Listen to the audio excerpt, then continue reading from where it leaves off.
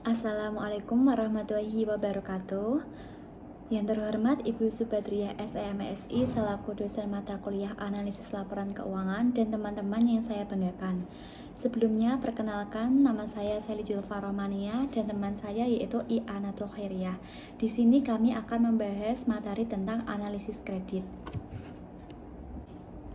Langsung saja yang akan kita bahas pada pertemuan kali ini yaitu tentang analisis kredit.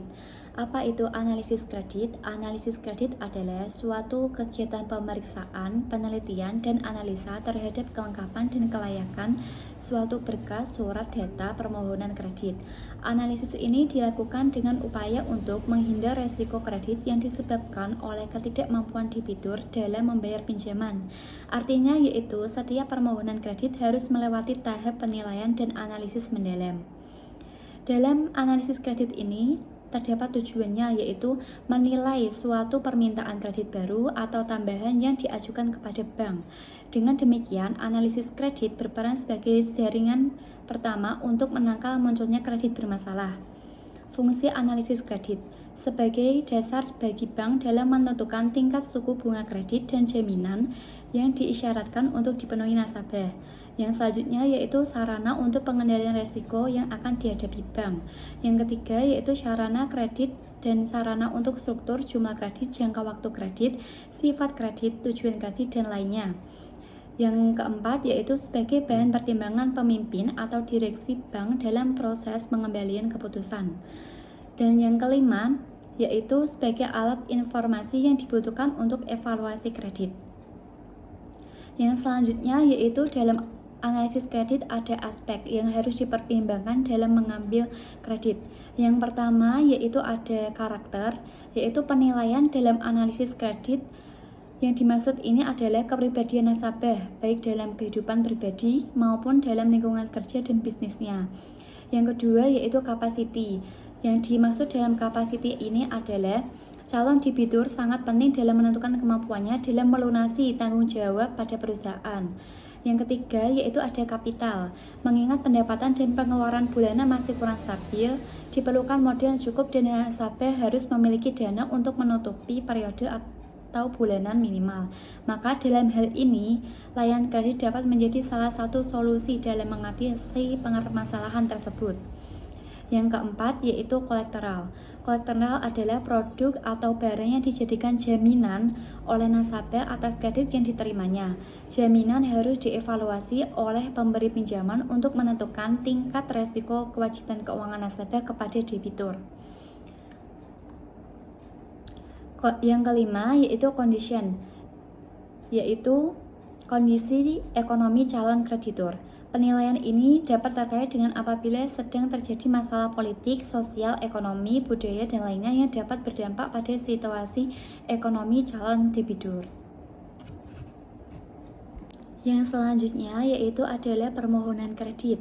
Dalam hubungannya dengan penilaian aspek finansial suatu permohonan kredit, hal-hal yang perlu dinilai dalam melakukan analisis kredit adalah sebagai berikut. Yang pertama yaitu neraca dan laporan rugi laba. Yang kedua laporan sumber dan penggunaan modal kerja. Yang ketiga rencana penerimaan dan pengeluaran kas atau kas budget. Yang keempat yaitu proyeksi laporan keuangan. Yang kelima penilaian proyek investasi. Yang keenam perhitungan kebutuhan kredit. Dan yang terakhir yaitu rencana anggaran kredit atau repayment schedule. Yang selanjutnya yaitu penilaian laporan keuangan. Analisis per pos komponen yang pertama yaitu meneliti atau menganalisa masing-masing model ada dalam neraca maupun laporan laba rugi. Misalnya yaitu analisis terhadap pos piutang dagang. Yang kedua yaitu analisis persentase per komponen. Dalam teknik ini laporan keuangan disajikan dalam persentase yang itu persentase dari masing-masing pos neraca terhadap total aktiva. Sedangkan untuk pos-pos laporan rugi laba, persentase dihitung biaya terhadap jumlah penjumlahan bersih.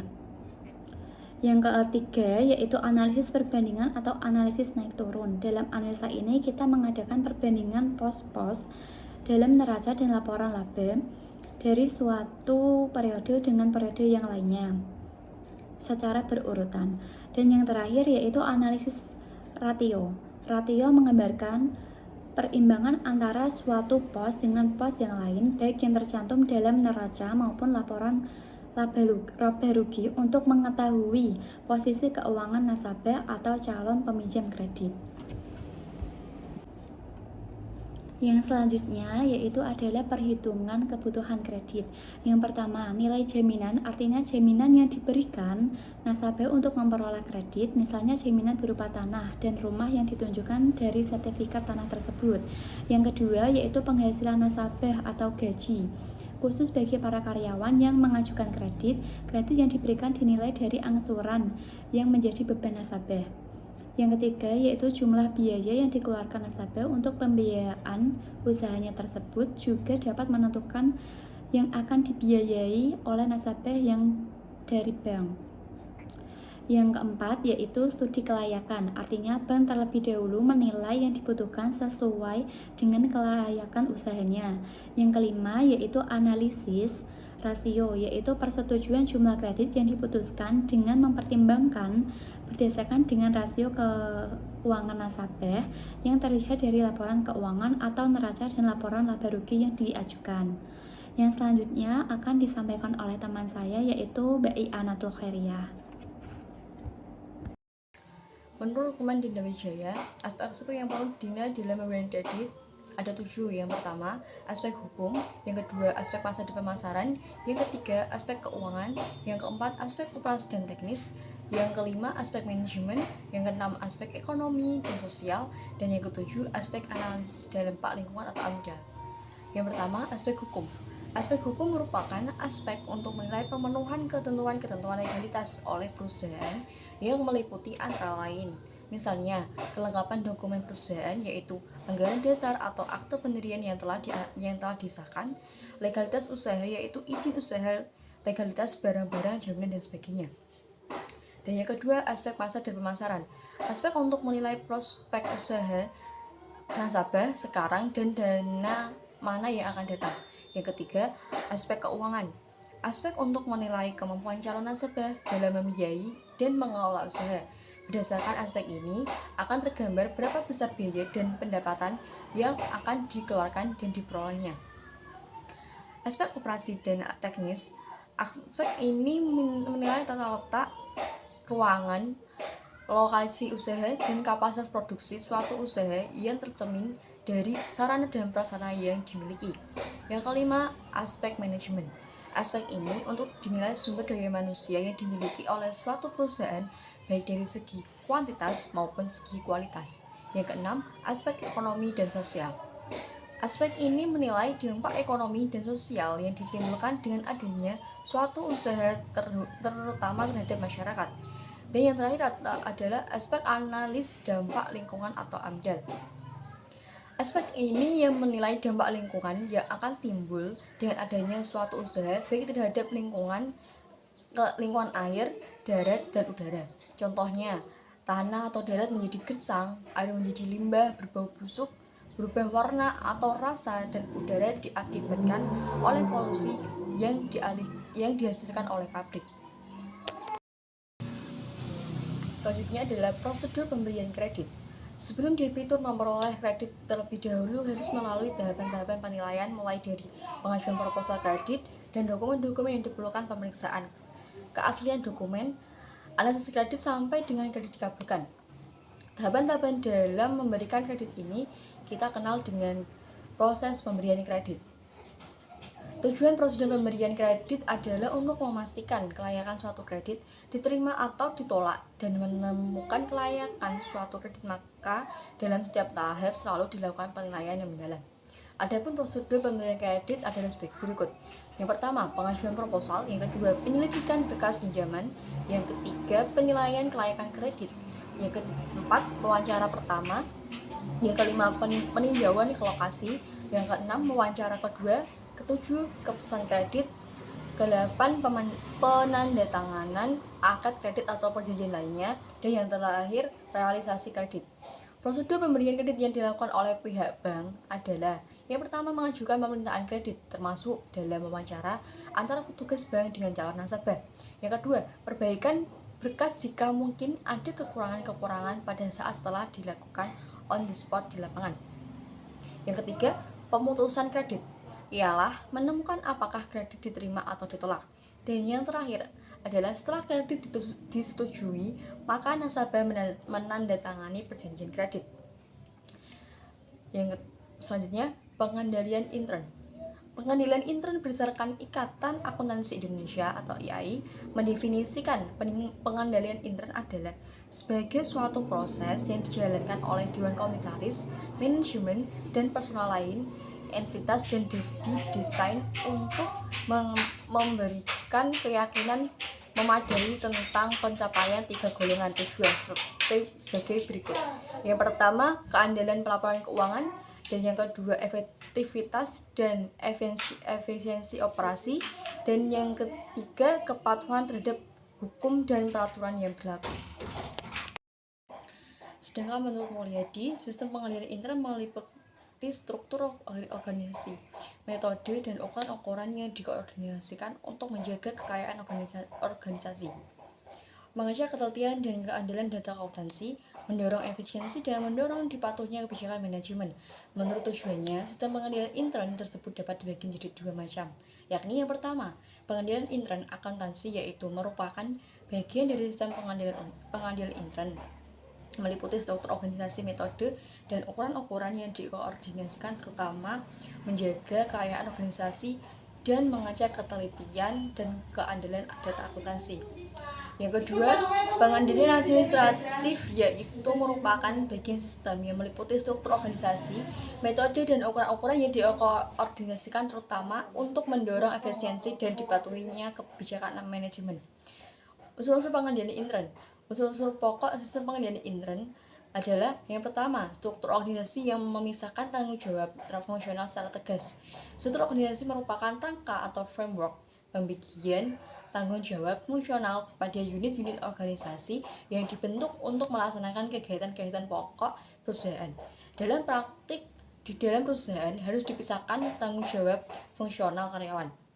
Pemisahan tanggung jawab fungsional karyawan berdasarkan prinsip-prinsip berikut ini. Yang pertama, pemisahan antara fungsi operasi dan penyimpanan dan fungsi akuntansi. Fungsi operasi adalah fungsi yang memiliki wewenang untuk melaksanakan suatu kegiatan, dan setiap kegiatan di dalam perusahaan menentukan otoritas dan manajer fungsi yang memiliki wewenang untuk kegiatan tersebut. Fungsi penyimpanan adalah fungsi yang memiliki wewenang untuk melakukan penyimpanan terhadap aset yang dimiliki oleh perusahaan. Dan yang fungsi akuntansi adalah fungsi yang memiliki wewenang untuk mencatat peristiwa keuangan perusahaan. Yang kedua, semua fungsi tidak diperkenankan untuk diberi tanggung jawab penuh untuk melaksanakan semua tahap suatu transaksi. Dengan dipisahkannya beberapa fungsi dari organisasi pemahaman, maka diharapkan akan terjadi internal check di antara organisasi pelaksana. Dengan pemisahan fungsi operasi dan penyimpanan dengan fungsi akuntansi, maka catatan akuntansi yang disajikan oleh perusahaan mencerminkan transaksi yang sesungguhnya yang dilaksanakan oleh unit organisasi yang mengembang fungsi operasi dan penyimpanan. Dengan hal ini diharapkan keamanan dan kekayaan organisasi dapat dijaga. Selanjutnya adalah sistem wewenang dan prosedur pencatatan yang memberikan perlindungan yang cukup terhadap kekayaan utang, pendapatan, dan biaya. Dalam organisasi, setiap transaksi hanya terjadi atas dasar otorisasi dari pejabat yang memiliki wewenang untuk menyetujui terjadinya transaksi tersebut. Oleh karena itu, di dalam organisasi harus dibuat sistem pengatur pembagian wewenang untuk otorisasi atas terlaksananya setiap transaksi. Yang ketiga, praktik yang sehat dalam melaksanakan tugas dan fungsi setiap unit organisasi. Pembagian tanggung jawab fungsional dan sistem wewenang dan prosedur pencatatan yang telah ditetapkan tidak akan terlaksana dengan baik jika diciptakan cara-cara untuk menjamin praktik yang sehat dalam pelaksanaannya. Adapun beberapa cara yang ditempuh untuk menerapkan praktik yang sehat dalam organisasi adalah sebagai berikut. Yang pertama, penggunaan formulir bernomor urut tercetak yang pemakaiannya harus dipertanggungjawabkan oleh yang berwenang. Yang kedua, pemeriksaan mendadak atau surprise audit. Yang ketiga, setiap transaksi tidak boleh dilaksanakan dari awal sampai akhir oleh satu orang atau unit organisasi saja tanpa campur tangan orang lain atau unit organisasi lain. Yang keempat, pertukaran job. Pertukaran job yang dilakukan untuk menjaga independensi pejabat yang melaksanakan tugasnya, sehingga persekongkolan di antara mereka dapat dihindari. Yang selanjutnya, keharusan pengambilan cuti bagi karyawan yang berhak. Terus secara periodik diadakan pencocokan fisik kekayaan organisasi dengan catatannya. Dan yang terakhir, pembentukan unit organisasi yang bertugas untuk mengecek efektivitas unsur-unsur pengendalian internalnya. Unsur yang selanjutnya adalah karyawan yang mutunya sesuai dengan tanggung jawab. Permasalahan terakhir dalam tata kelola perusahaan adalah sumber daya manusia perusahaan.